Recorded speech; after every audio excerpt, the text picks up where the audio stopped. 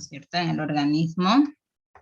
Entonces, fíjense, yo les decía que aquí, cuando están viendo la presentación, ¿verdad? ¿Me confirman si ven la presentación? Hola.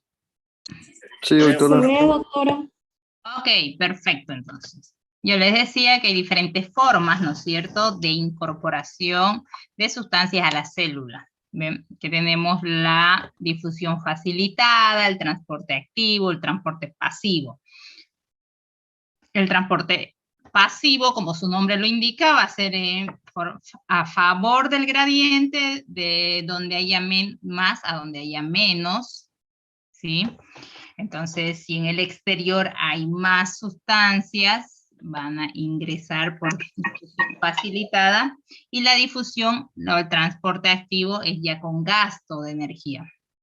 En el caso, por ejemplo, de la glucosa, que tiene los transportadores GLU, y que pueden hacer una difusión facilitada por estos carriers, y entonces ingresan a la célula al enterocito, ¿sí? Se absorben y luego ingresan al torrente.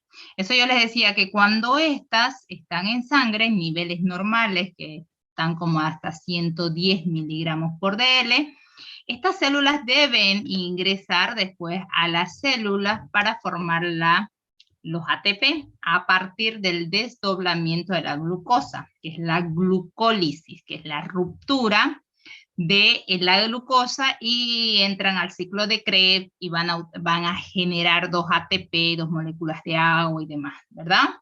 Entonces, si la glucosa, que esto está en sangre, en la circulación sanguínea, si la glucosa se acumula aquí, es porque no está ingresando a la célula para producirse la energía.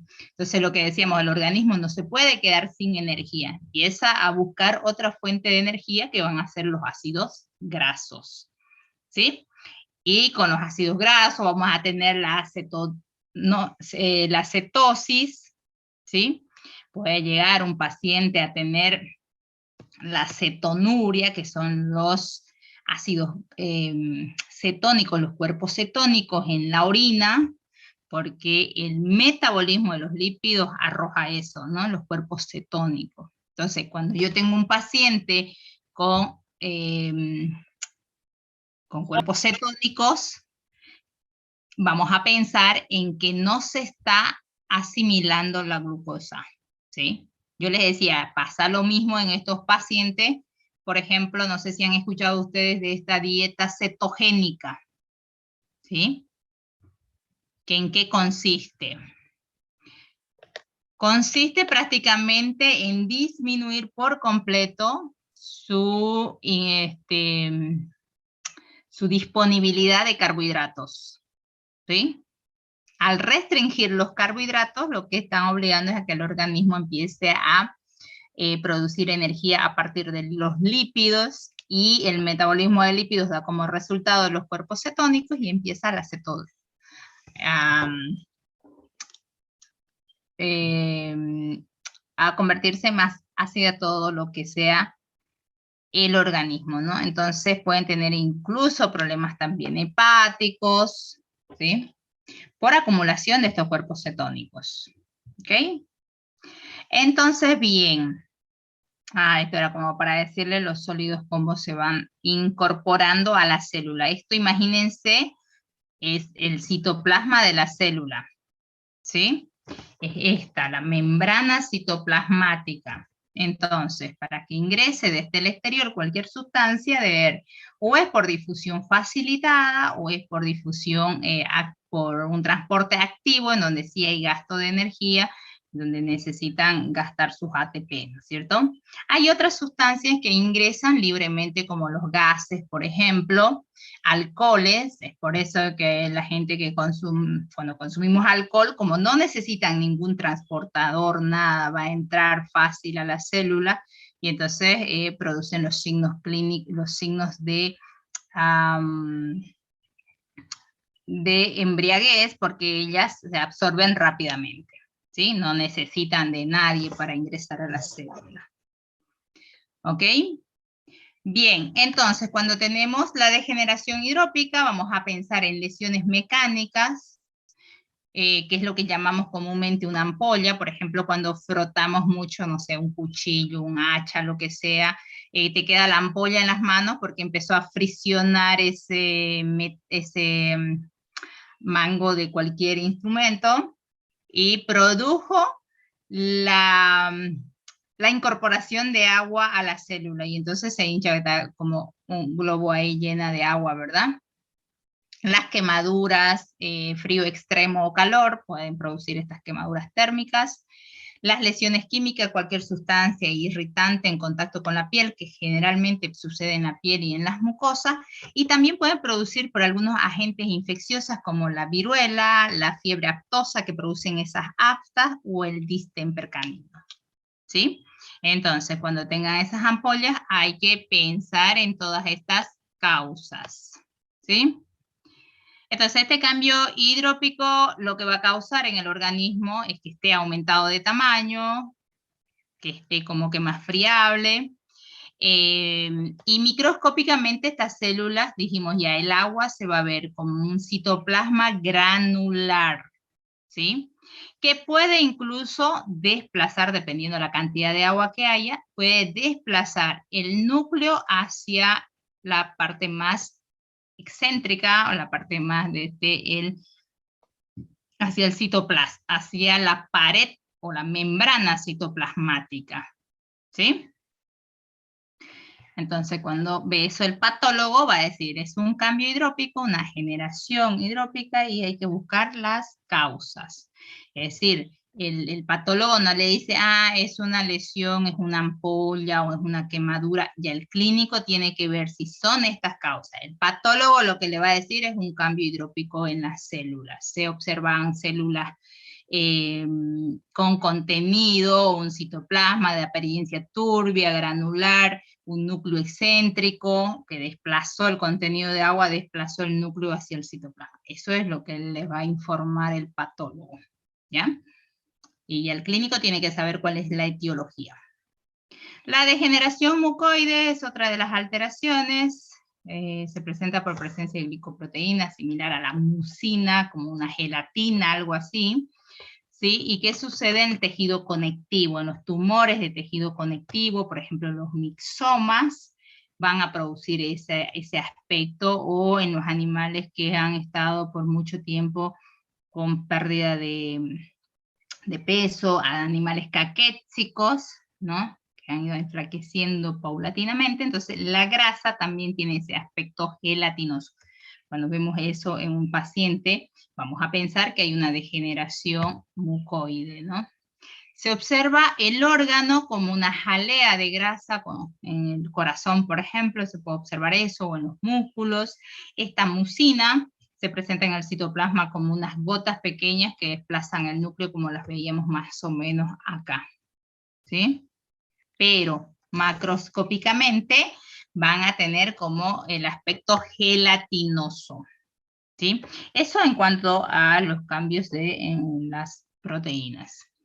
En los lípidos, el cambio graso, que puede haber depósito anormal de los triglicéridos dentro de las células, y se conoce como lipidosis o esteatosis. Entonces, cuando les digan que hay una lipidosis hepática, por ejemplo, le están diciendo que el hígado tiene un contenido anormal de triglicéridos. ¿Sí? Entonces, esos pacientes hay que medirles triglicéridos y demás.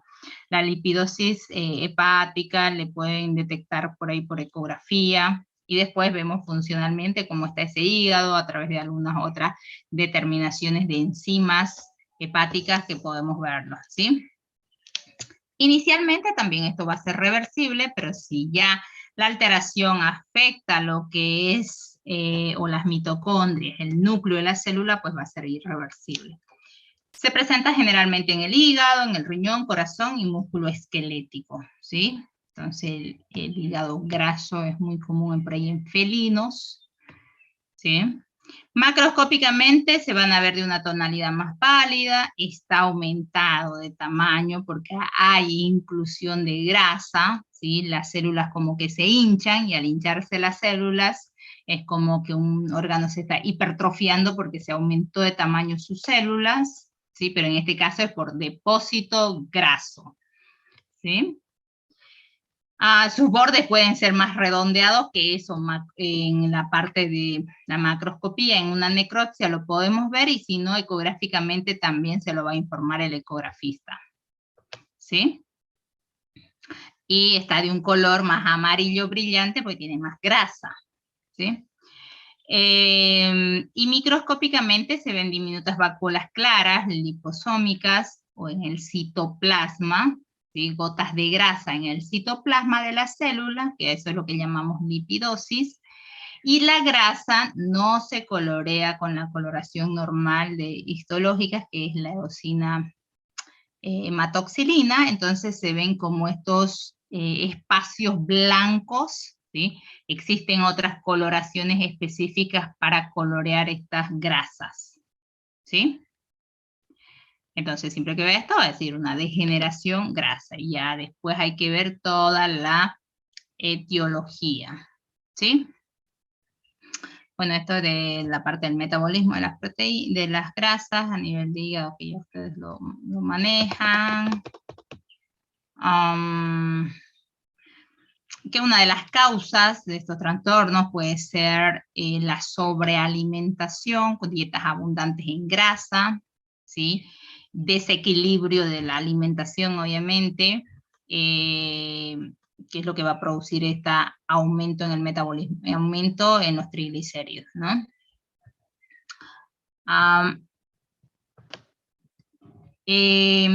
Algunas sustancias tóxicas, cuadros de hipoxia también van a producir toda esa consecuencia del hígado. ¿Y qué va a pasar? Que este hígado va a funcionar mal, vamos a tener disminuida la síntesis de proteína, porque sabemos que el hígado es el órgano metabolizador por excelencia. Sus transaminasas, que son enzimas que van a transformar o van a